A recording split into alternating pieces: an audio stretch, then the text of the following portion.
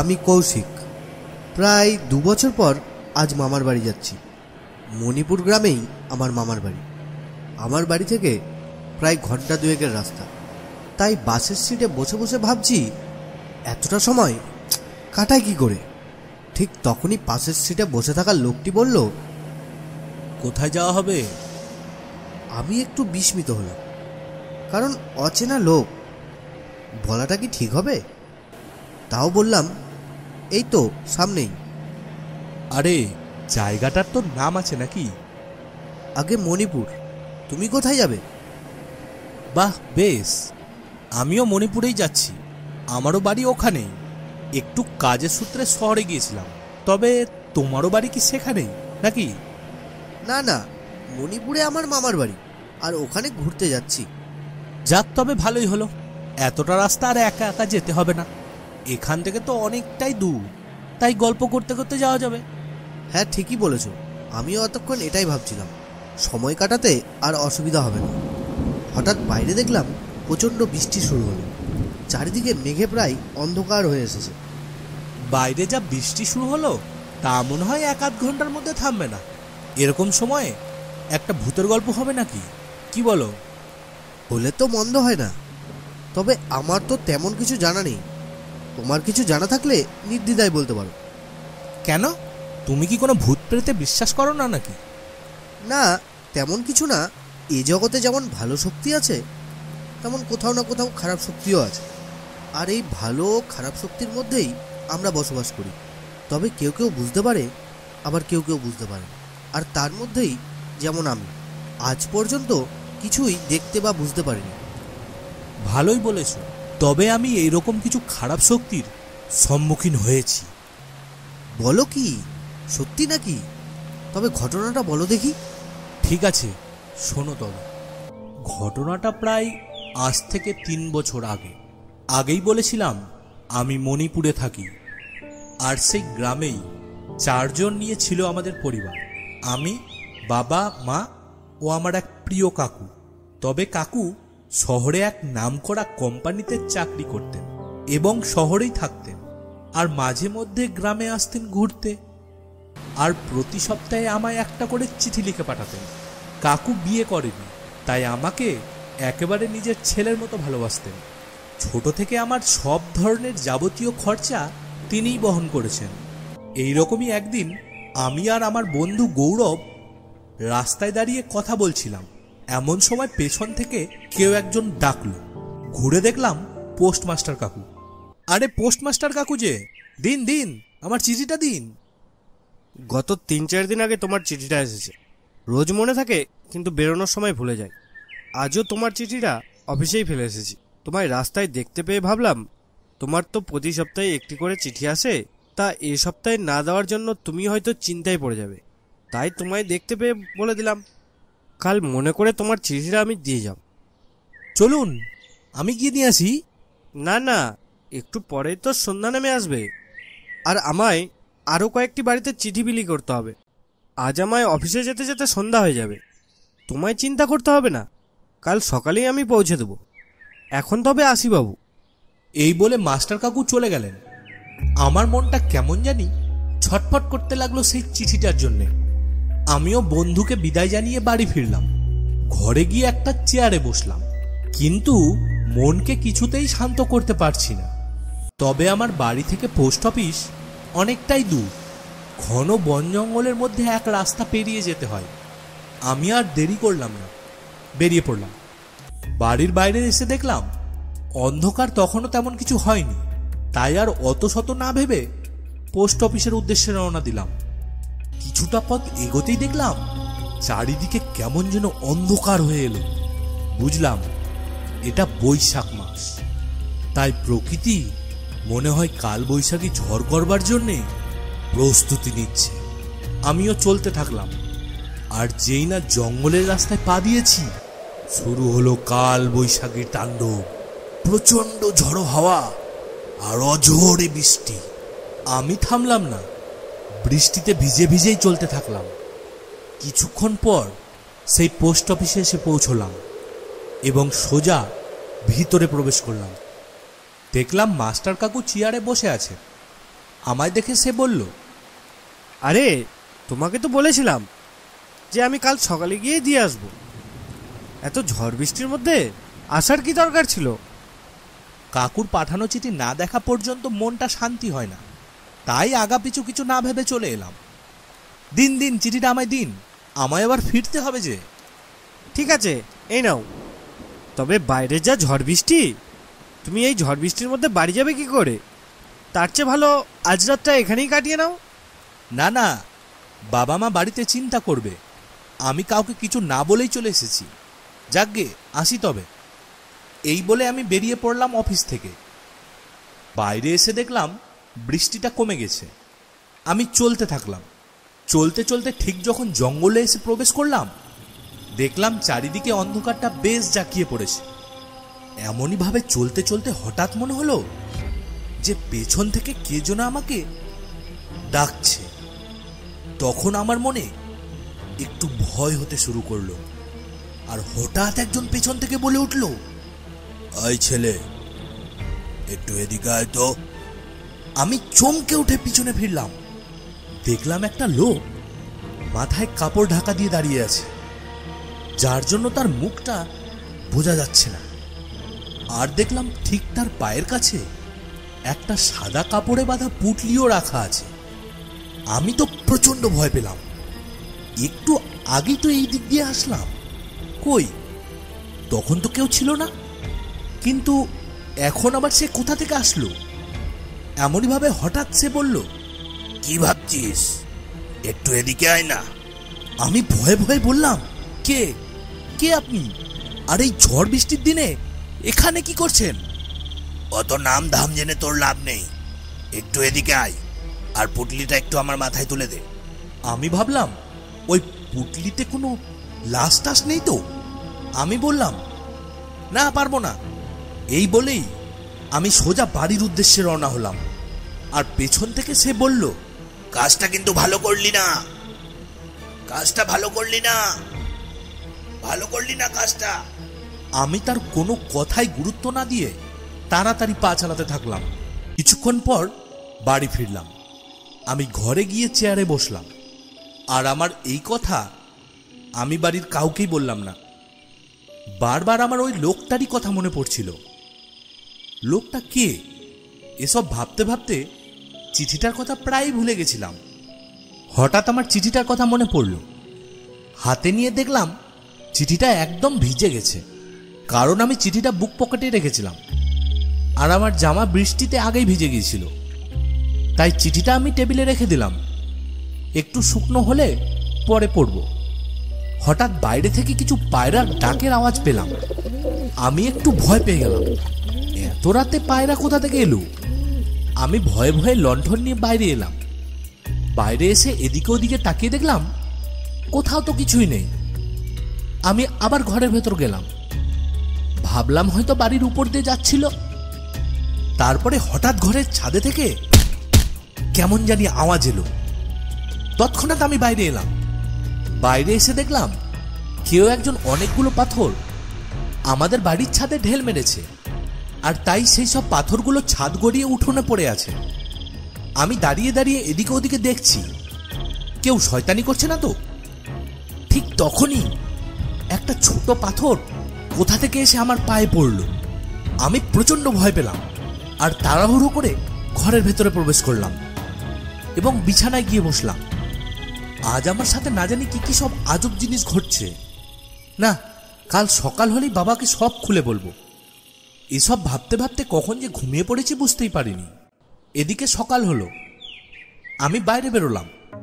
দেখলাম উঠোনে 5টা পায়রা পড়ে আছে, আর তাদের একটারও মাথা নেই। দেখে মনে হচ্ছে পায়রাগুলোর সব রক্ত কেউ বের করে নিয়েছে। আমি পেছন ফিরে বাবাকে ডাক দিলাম, বাবা, ও বাবা, একটু বাইরে এসো তো। বাবা বাইরে এলো। কি হলো? সকাল সকালে তো চিল্লাচ্ছিস কেন? এই দেখো, এসব কি? কি আবার? কেন? এই বলে আমি যেই না বাবাকে দেখানোর জন্য তাকালাম, দেখলাম সেখানে কিছুই নেই। আমি রীতিমতো চমকে গেলাম। আরে, এখানেই তো পড়েছিল। কি ছিল? কি পড়েছিল? আমি ঘুম থেকে উঠে বাইরে আসলাম, দেখলাম ঠিক এখানেই 5টা পায়রা পড়েছিল, আর তাদের কারো মাথা ছিল না। কিন্তু এক্ষুনি তো ছিল, সেগুলো সব গেল কোথায়? দূর, তা হয় নাকি? আমি তো সকাল থেকে বেশ কয়েকবার এদিক দিয়ে যাতায়াত করলাম। কই, কোথাও তো কিছু ছিল না। তুই হয়তো রাতে উল্টোপাল্টা কিছু স্বপ্ন দেখেছিস। যা, একটু ঠান্ডা জল দিয়ে হাত মুখ ধুয়ে নে যা। এই বলে বাবা চলে গেল। আমি ভাবলাম, তবে সত্যি কি আমি স্বপ্ন দেখছিলাম? এসব ভাবতে ভাবতে যেই না পেছন ফিরে ঘুরতে যাব, অমনি পেছন থেকে কেউ আমায় ডাক দিল। আমি পেছনে ফিরলাম, দেখলাম এক ভিখারি। এই যে বাবা, কিছু ভিক্ষে দেবে?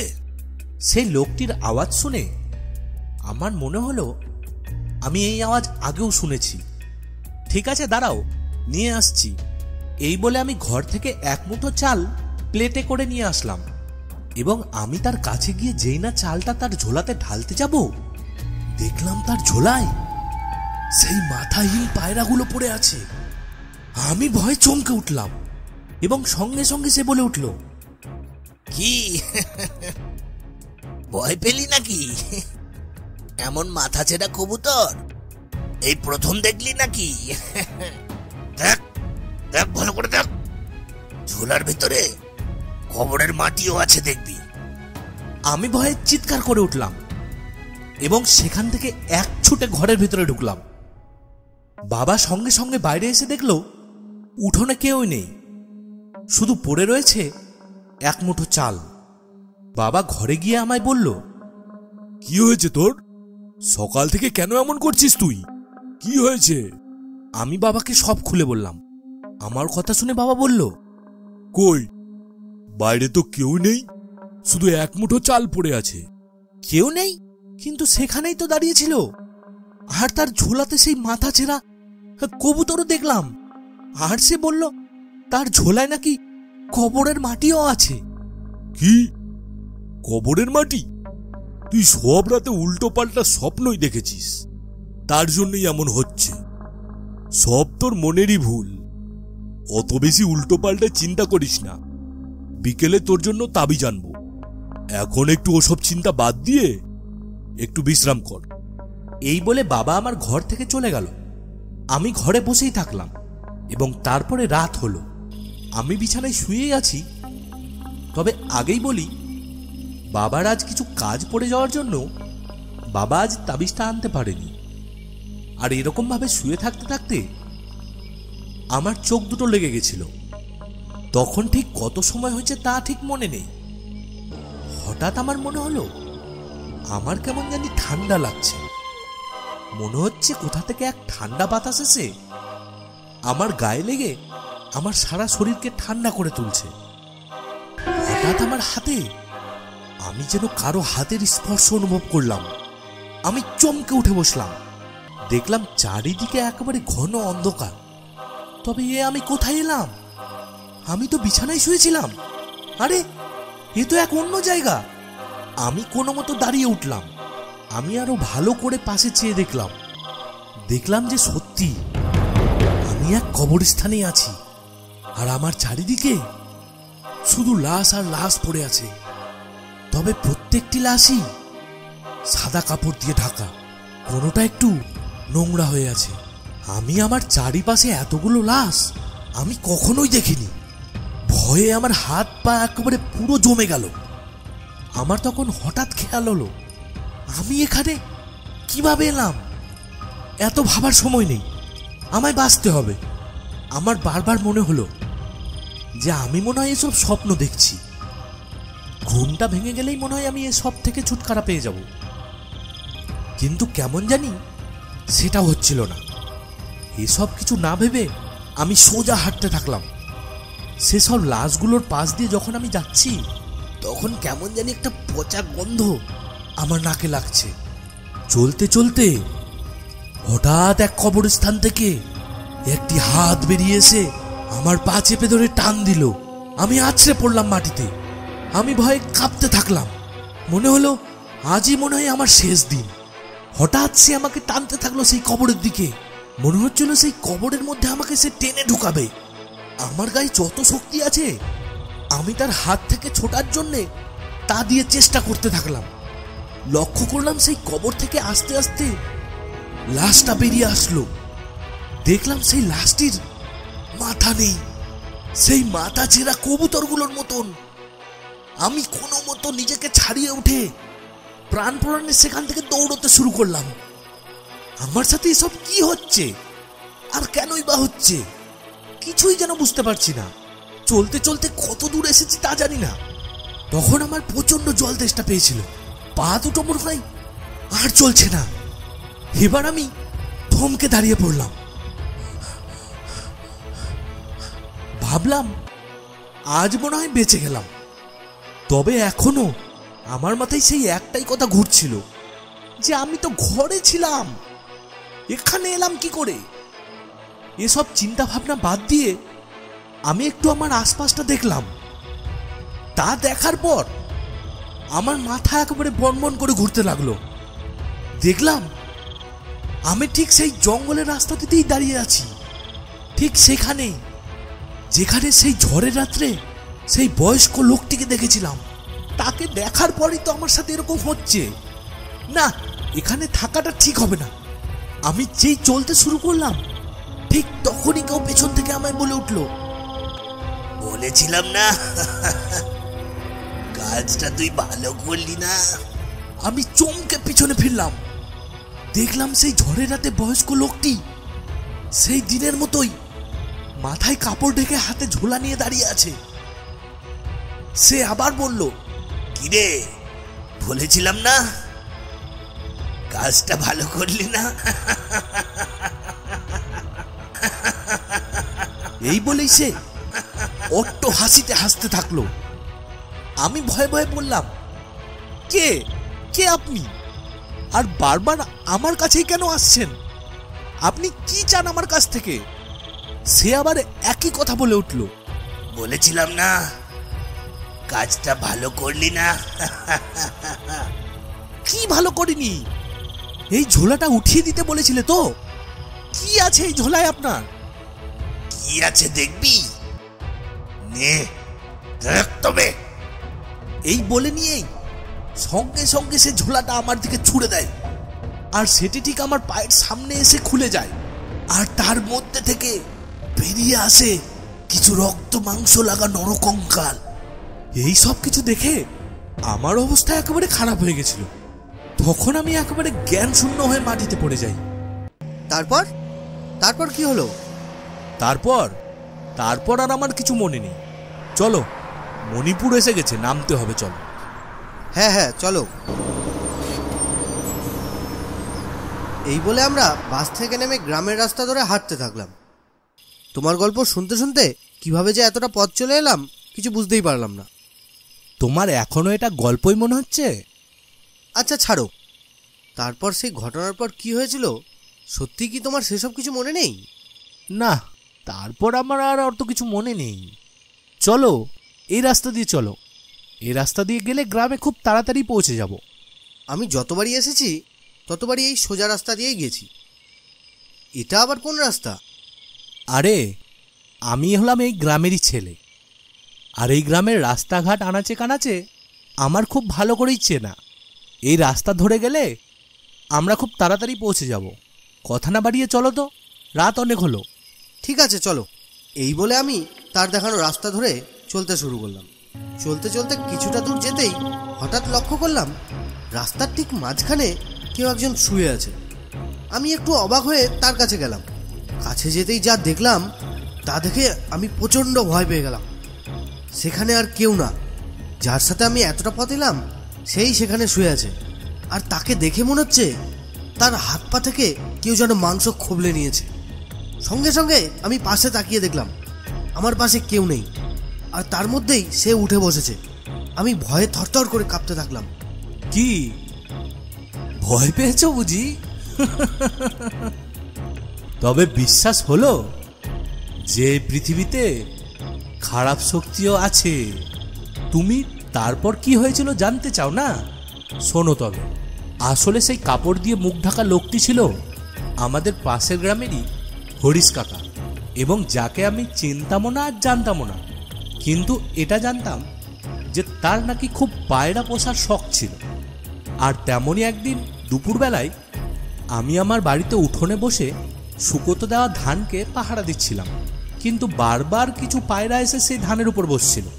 তাতে আমি রেগে গিয়ে সেই পায়রাগুলোকে বিষ খাইয়ে মেরে ফেলেছিলাম।